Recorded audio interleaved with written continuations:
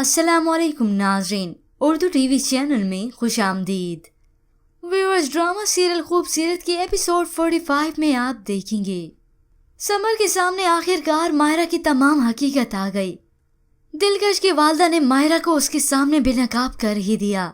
दिलकश की वालदा की कुछ बातें सुनकर समर कहता है, दिलकश से कोई गलती नहीं हुई आंटी, जब कोई गलती की मैंने ही की, कसूरवार बस मैं हूँ, वो नहीं।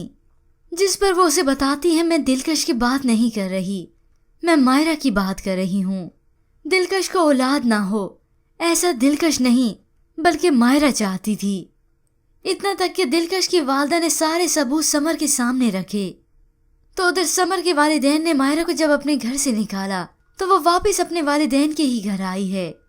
अपनी बेटी की हर गलती पर पर्दा देने वाली उसकी माँ आज भी उसे सहारा दे रही है। मगर मौलवी साहब की बर्दाश्त खत्म हुई, वो उसे यहाँ रखने के लिए तैयार नहीं। वो मायरा से दो टोक बात करते हुए कहते हैं, और सुनो, मेरे घर की छत के नीचे भी तुम्हारे लिए कोई जगह और कोई माफी नहीं, चलो यहाँ से जाओ। तो सबा बेगम अपनी बेटी का ही बचाव करती हैं। मौलवी साहब आपकी जल्लाद बन गए, ये कहीं नहीं जाएगी, हमारी इकलौती औलाद है जैसी भी है। जिस पर वो कहते हैं, अरे इससे तो औलाद का ना होना बेहतर था। वहां समर जब घर पहुंचा तो अपने वालिदैन को जहर की बोतल दिखाता है। नजमा बेगम अपने बेटी के हाथ से झट से लेकर कहती हैं, ये क्या है? समर कहता है, ये वही जहर है जो मायरा ने दिलकश को दिया ताकि दिलकश और उसका बच्चा मर जाए। ये सुनते ही वो हैरान रह गईं।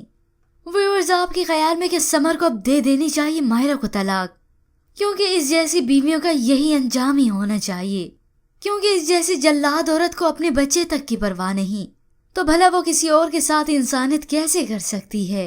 व्यूअर्स, इसके मुतालिक हमें अपनी कीमती राय जरूर दीजिएगा। मज़ीद ड्रामास प्रोमो के लिए आप देखते रहिए उर्दू टीवी।